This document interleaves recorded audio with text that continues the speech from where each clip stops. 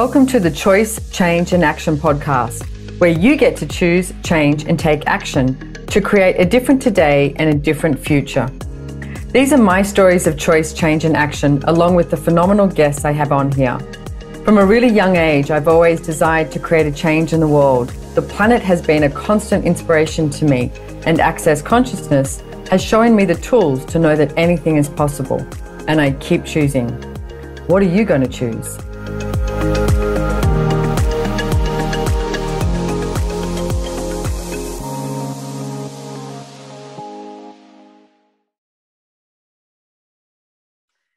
Everybody, welcome to the Choice, Change and Action podcast. I am Simone Milasas, your host, and today I have the wonderful, amazing Miss Sarah Watt. Welcome, Sarah. Thank you. Hello, everyone. And I just want to make a comment. I know if you're listening on Spotify, you're like, what? What is she talking about? But we are on YouTube now as well. And Sarah has these amazing, beautiful pictures behind her that I just absolutely love. If you're on YouTube, you know exactly what I'm talking about. There's a series of 3 shots and 2 of them have a kangaroo in it. And it's of a beach scene in Australia that you said it was up towards Early Beach. Is that? Yeah, I wish I'd have gotten the name of it now. Yeah, we were driving up to Early Beach, and there's a beach you go down onto and the kangaroos hang out there at sunset. So it's really beautiful. And I love seeing things like that. And I mean, Gary Douglas, the founder of Access Consciousness, last night, he was pinging me and he was watching this Australian movie called The Dry. And he kept pinging me going, God, I love the Australian landscape. Like, I love the land. And I'm like, I know, it's absolutely amazing. And even like you sitting there with those pictures behind you and that landscape and the beach and the kangaroos immediately contributed to me and my body. I mean, this morning's it's early and it's already been a really full-on day dealing with different things and calls, etc. And as soon as I looked at that, I went, and I noticed this energy in my body that started, I'm going to say, like receiving more of me. So thank you. And what I wanted to talk to you today was I wanted to like, let's, walk down this road or run down this road, as the case may be, or skip down it with animals, because this whole month has been different topics. And I'm sort of wanted to do like these random topics about how you can invest in you. And most people go to investing, it's about money, is about, real estate or currency trading or something like that. And it's like, no, I mean investing in you. So I'm just giving you a little bit of a background because you have, you've traveled a lot over the past however many years, and you've been traveling a lot too, Captain Obvious reasons in the last couple of years, you haven't been traveling as much, but I'm going to say you always managed to have animals in your life. So give us an update on what animals you have in your life now. I have 3 at the moment, so I'll talk about the one I've seen the least. Actually, the last. You just lied. You have more than 3, don't you? No, 3. 2 horses and a 3 dog. horses? No, 2 of them went back to. I sold one. Yeah, okay. So I downsized. I upsized and then I downsized. All right. And that's part of it too. I mean, we can definitely look at that because, I mean, how often do you get an animal and then think you've got to commit yourself to it for the rest of its life? Like, that was definitely working in animal welfare, something that was very ingrained in me. But anyway, so I currently have 2 horses and a dog, and one of my horses lives in Costa Rica. I haven't seen him for 2.5 years, and I get to see him in about 3 weeks from now. So I'm very, very excited about that. And then I've got my puppy dog, Frankie, who's sound asleep on her bed just a few meters away. And I have a horse here in Australia now as well called Ollie. So, yeah. You do know we're going to have to show Frankie at some point on this, don't you? Oh, for sure. I can bring her over. Or we can wake her up in a little bit. She'll love it. Yeah. So, and I noticed recently I was having a conversation with you. Let's talk about Frankie, the dog. And I was noticing, because I've spent a lot of time with you, and I've obviously spent a lot of time with Frankie when we do classes. They come over and she's so cute. I absolutely adore her. She's such a beautiful dog. And the way you treat her is really different. And I asked you a question about this recently because, okay, so for example, Frankie and I have an interesting relationship. We both love each other very much. And when we see each other, we both get really excited. And one of us pisses. And it's not me.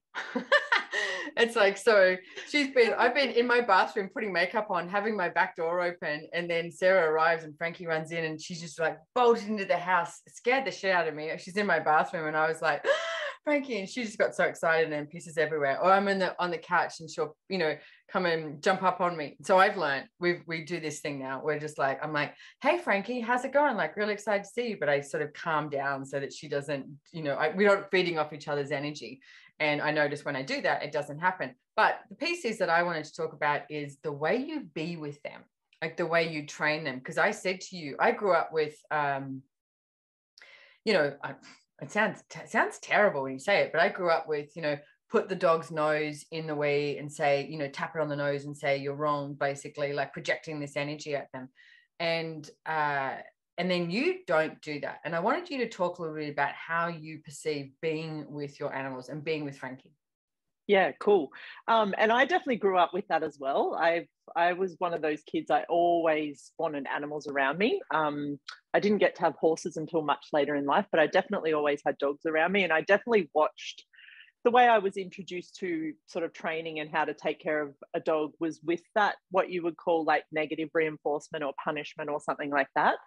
And I did that. I had 2 dogs for 15 years that I very much raised that way as well. But what I found was every time I chastised or disciplined my dog to that degree, where I really got like the adrenaline pump in my body, the real, just that ever present energy of real anger and almost violence, like it borders on that. I never walked away feeling good about it. Like I never was like, well, that achieved something and I feel great. And that dog looks much happier now that I've physically assaulted it basically.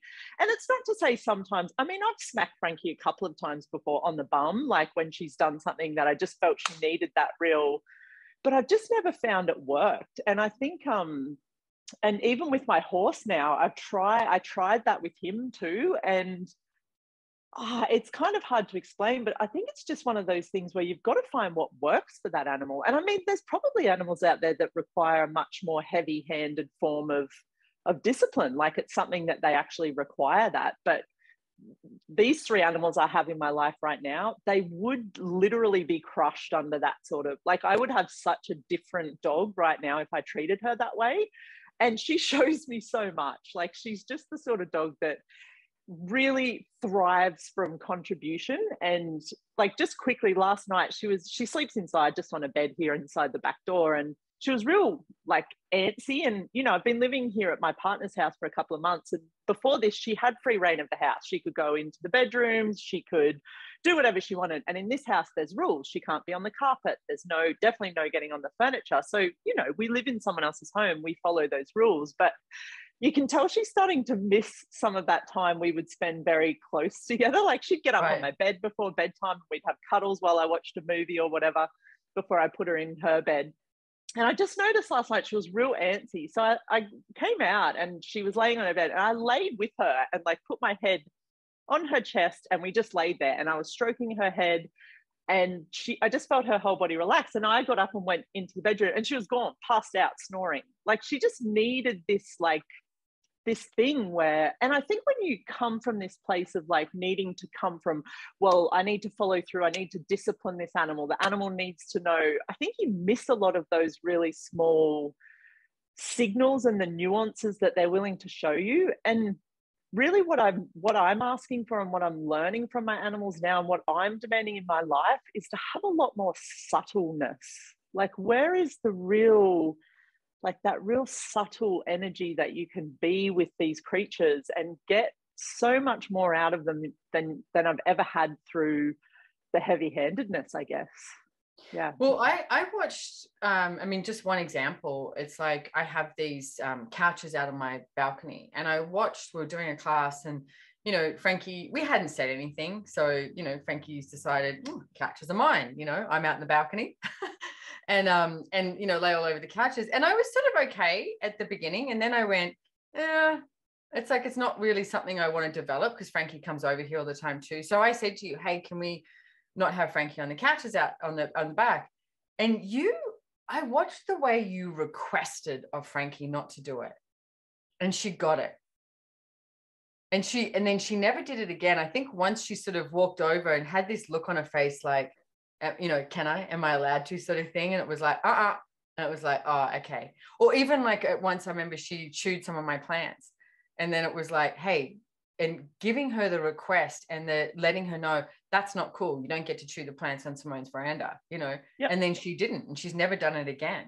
And it's Yep. like, so that level of presence and that level of being with an animal, I think, is such a gift. And I know that you've said that she's taught you a lot and educated you a lot. Can you talk a little bit more about what that's been like for you?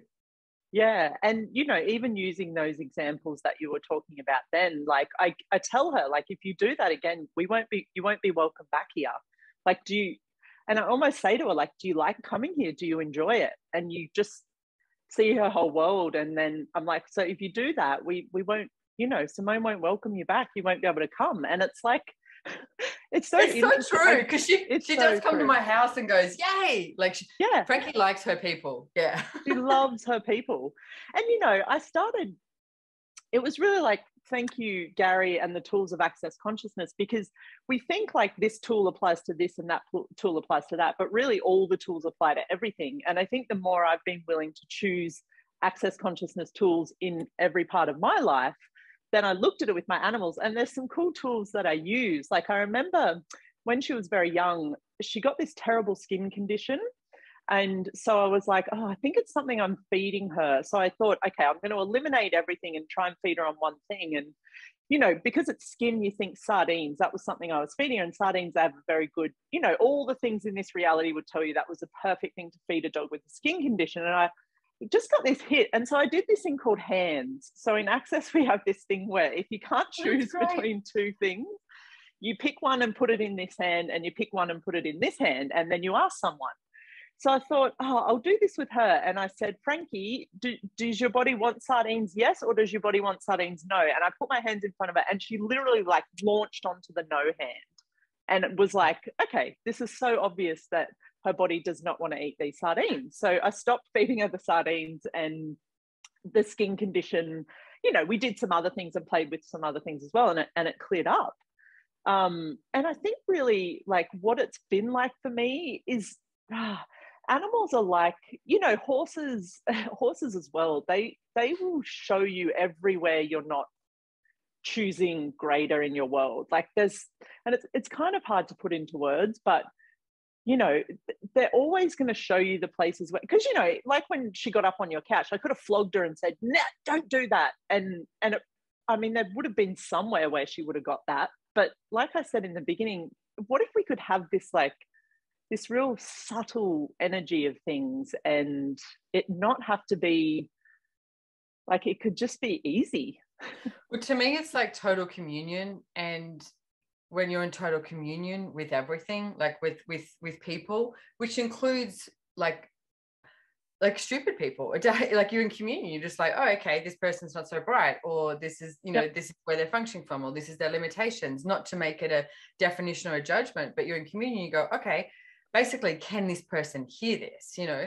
And with animals and nature, and I mean, all my plants in my house, I'm like, they're all so different. And I'm like, some, you know, need lots of attention, some don't need much attention, etc. But if you listen and that request and being in communion, I get, that's where we get to create something entirely different on the planet, like absolutely entirely different.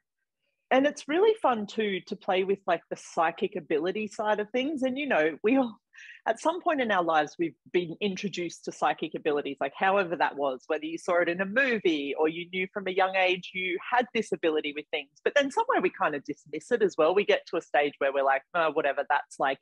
But the thing I love with animals is they're non-verbal. Like there's nowhere where they're going to tell you anything with their mouths, like with their voice. So there's such a cool way of, it's almost like they embody the magic of that, what you spoke about, the communion and these tools and all these abilities that we possess that we can actually start to actualize and play with. And that's what I love about my animals as well, because even when we're not with them, like, you know, I'm about to travel in a week's time, I'll be gone for 3 weeks, and that's you know, we've had some time apart, Frankie and I, but it'll definitely be the longest we've had apart. And I'm already starting to just like set her up for that, like just sending her some little signals about the fact. And I tell her things, like I talk to her as well and let her know, like, this is what's going to happen. And we're going to have a little routine while you're gone. But also to know, like, they literally will pick up anything that you put down for them. And I know while I'm away as well that I can tap into her and know that she's going to be okay, and she's going to know that I'm going to be okay as well. So one of the tools I used to use with Max, my dog previously, is when I went away, because a lot of the times when someone was looking after him, they would say, I think Max is missing you guys. So what I used to do is, and it's an access consciousness tool, it's like, we call it energy pools, and I would fill Max up with a whole bunch of energy. So it was almost like I was right there, because Max had this amazing ability, like you couldn't hear the car, you couldn't see the car. He didn't have a watch and go, oh, Simone's coming home at 3 o'clock, you know, but everyone always be like, he knows when you're coming home. Like, I know when you're coming home about 1 or 2 minutes out, because he can perceive the energy. And animals, I mean, we're all capable of that. We just don't choose it. Like Sarah said, it's like, we tend to, you know, use our definitions, like by our words, you know, to define things rather than, okay, hang on a second, be silent. And what are we aware of, you know? So Max would do that. So I knew that he could perceive me. And so I would fill him up with a whole bunch of energy as though I was always there. And whenever I did that, it's like whoever was looking after him went, oh, he's a lot calmer now. Because like I hadn't disappeared from his universe. I was still there. And that is a great tool that you can use with dogs, with kids. I mean, I think a classic example is when someone's trying to put a baby down to sleep, and, you know, they put the baby down and the baby sleep. And then they do this thing of like, you know, sneaking out of the room, but it's like all they've done is like pulled all their energy out of, you know, where they were and out of, you know, walking out of the room. And so the baby's like, you know, whereas in truth, you should be able to put a baby down to sleep, fill the baby with so much energy that you can stomp out and they don't wake up, because you're still there, because they're not waking up based on the noise. They're waking up based on where did they go?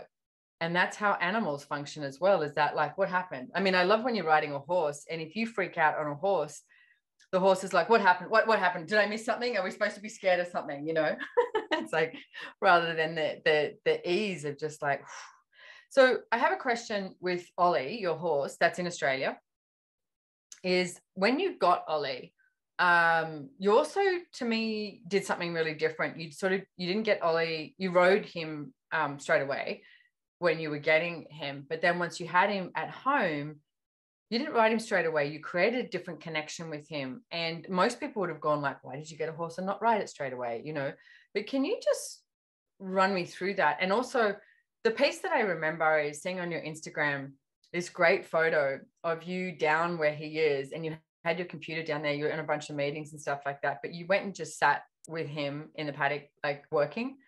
And that energy, I was just like, I remember seeing that Instagram going, wow, that looks amazing. And you were just being with him. So can you talk about how you chose to create your, I guess, your creationship with Ollie as well? Yeah.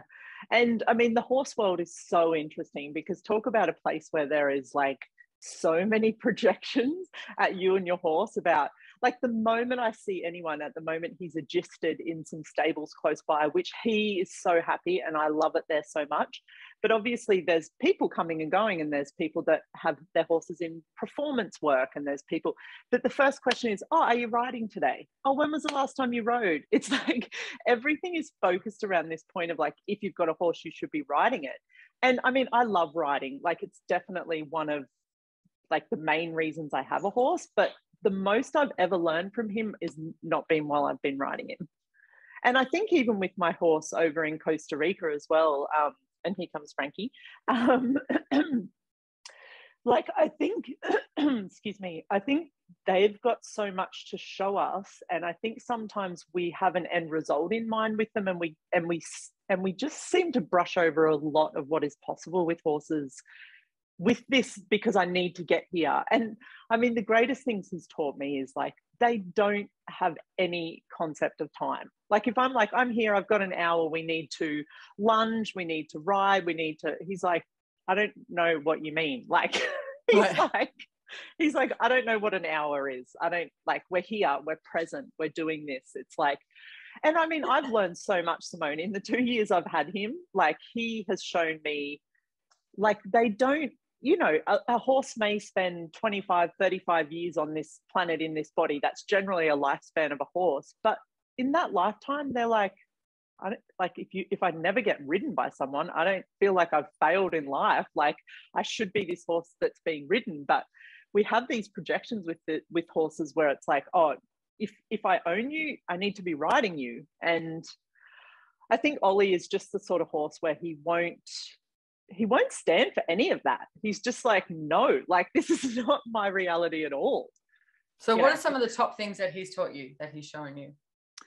Definitely that patience is, like, forget about time, forget about the concept of time, and, you know, forget about judgment. Like, if you fuck up, a horse doesn't look at you and go, well, you fucked that up, didn't you? Like, that's going to take me at least 6 months to forget that you, like, a horse could literally buck you off and then you could get up and get back on that horse and start again. Like, they're not like, oh my God, you're a terrible rider. How could you possibly, like, there's certain things where you want to give them some space and stuff. But so definitely the time thing, and not having an end result, getting over any judgment you have about yourself and yourself with your horse.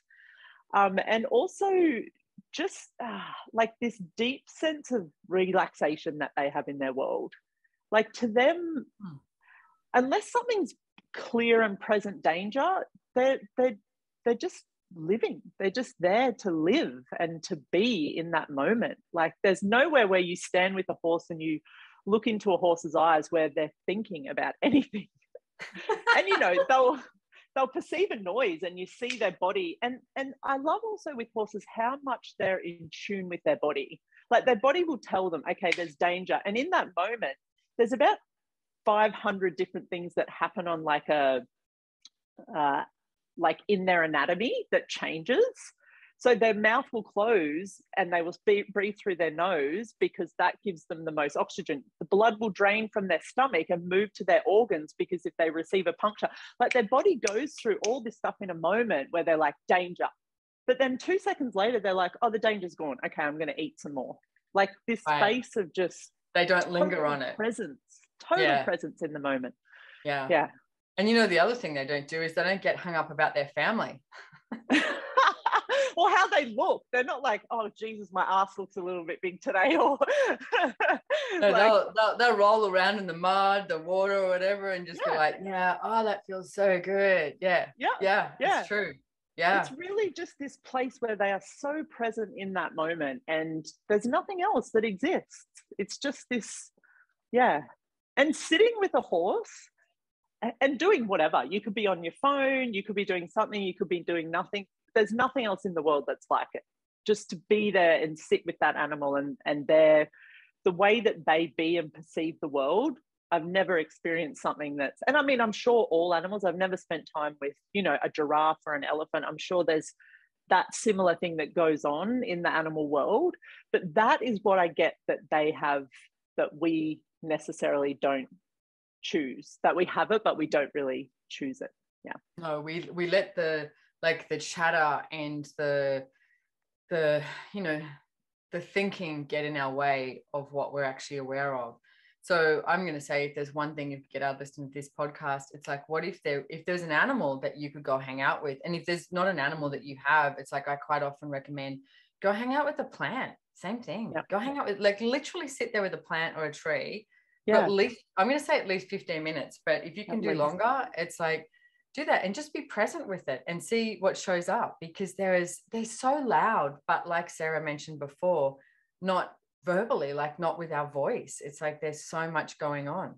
I'm actually really looking forward to, I'm going to El Lugar, to Costa Rica as well. And actually, I just want to do a little mini shout out here too.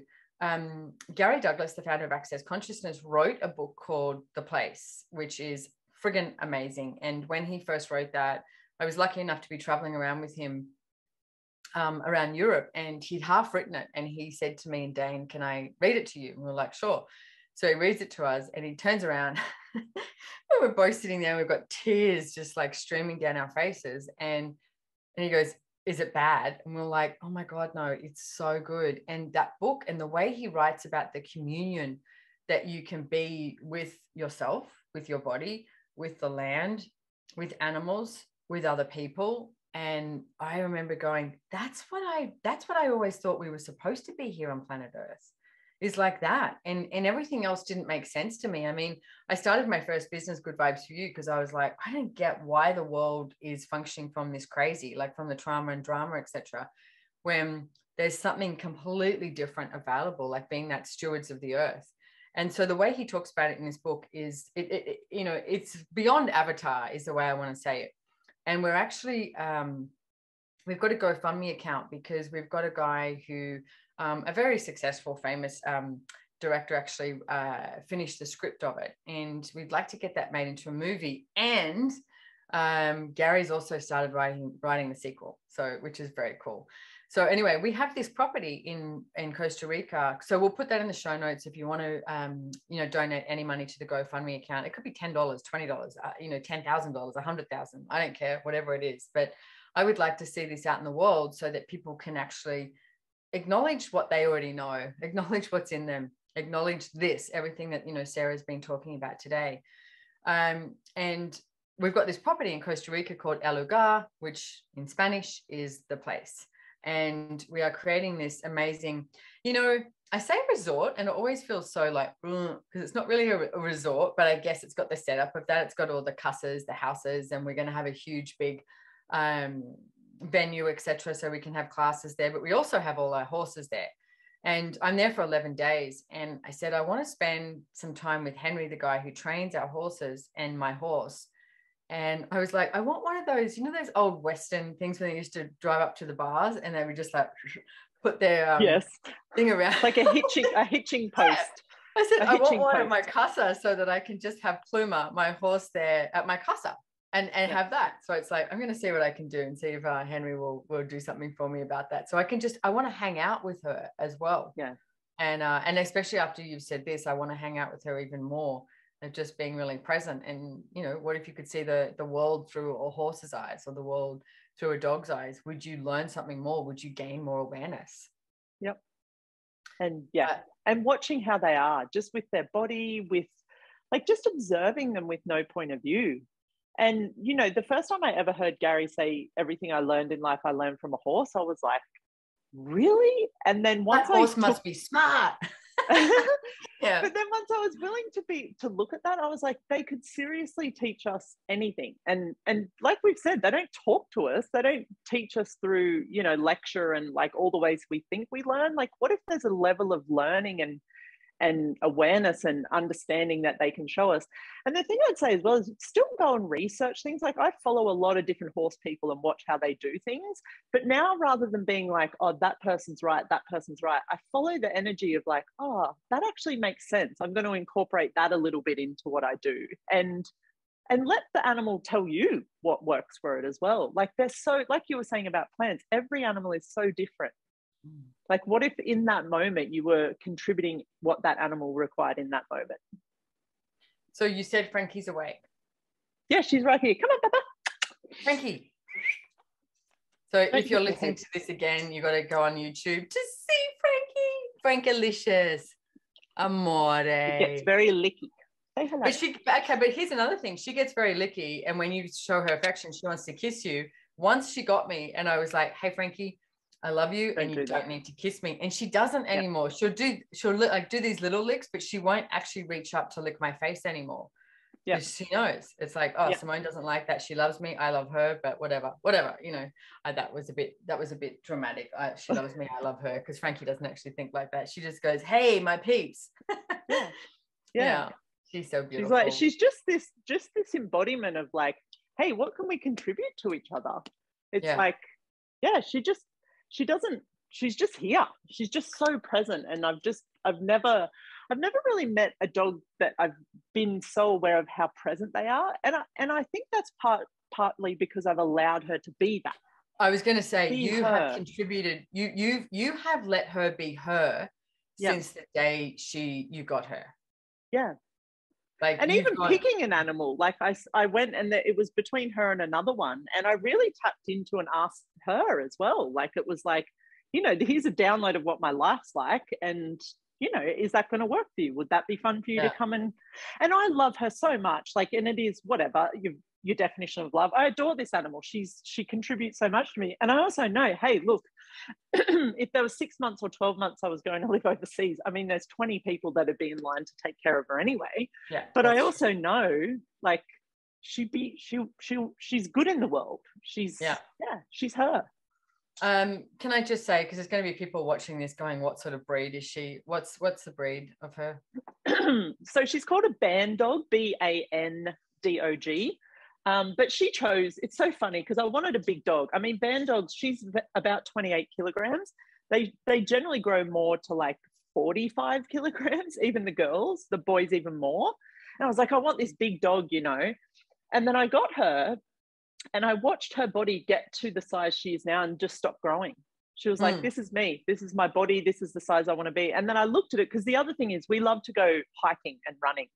I mean, God, if I had a 45 kilo Mastiff, they would not be hiking for 7, 10. Like, we'll go on a 10K hike or a 7K run, and she's there with me. And I'm like, wow, like she created her body in a way. So she is a band dog, and she looks like one, but they're usually much, much bigger. So yeah. So, well, thank you for being on here, Sarah, and thank you, Frankie, for having a little guest, appearance there. And like I said, if you've been listening to us, you can go to Simone Milasas' YouTube channel, and you can check out Frankie on your own as well. So, and my Instagram too, if you want puppy spam. Oh, my goodness, yeah, exactly. I mean, most of them are in my stories, so they go away, but she appears in my stories at least once a day usually. So, and she's such a good looking dog. Like, we go walking, we went up Nindri yesterday, the mountain here. It was me, Hayden, my partner, and her. And literally everyone that walks past, oh, she's a good looking dog. She's a good looking dog. And Hayden's like, you know, what's the deal here? Frankie's just like, she's like this supermodel dog that everyone just, so we're a bit of an advocate for the breed too. I think they're an amazing breed of dog, and yeah, they're beautiful. So Sarah, what is your Instagram handle, and where can people find you? My Instagram handle is SWAT81. So SWAT as in my name, SWAT, and 81 as in the year of my birth, SWAT81. I'm on Facebook as well, Sarah Watt. So yeah, look me up. I've got a website, sarahwatt.com.au. I've got some telecalls. Don't forget the AU. Yeah. Don't forget the AU, because I'm Australian. Some telecalls and different things coming up. I'm so excited. I'll be in Mexico soon. So if you guys are listening, I know there's so many followers in Access that love this podcast. So if you're listening to this and it's before I'm in Mexico or somewhere in the world, it's not. Please come and it's after. We would have just had such a good time in Mexico. Yay! We'll actually be in Costa Rica when this airs. Okay, cool. So we'll be enjoying our horses. And I'll be in Europe, so please come and say hello. I so love catching up with people, and I have such a love of animals. So, you know, if the conversation's about that or anything, then thank you for having this. Oh, you're welcome. And I was just about to put a shout out to, if you don't have an animal, or if you do have an animal and you would like some contribution, I know Sarah does private sessions as well, and it's like, you know, even a 30-minute private session can create so much ease for you with your current animal. Or if if you're one of those people who's like, I've always wanted one, but I've never been able to get one, then maybe you could have a conversation about that as well, because they are such a major contribution. So Frankie, she's just my dog too now. Yeah, she's got a lot of family. And I love that. I love that there's so many people out there that love her. So yeah. Cool. Well, thank you so much for joining me here today, Sarah, and I will see you soon. And thank you everybody for joining us here today. And if you want to check out that, it's called theplacemovie.com, but we'll put it in the show notes if you want to find out more about that and the development of this and becoming a movie, etc. And I'll see you somewhere in the world soon. Thank you. Bye, everyone.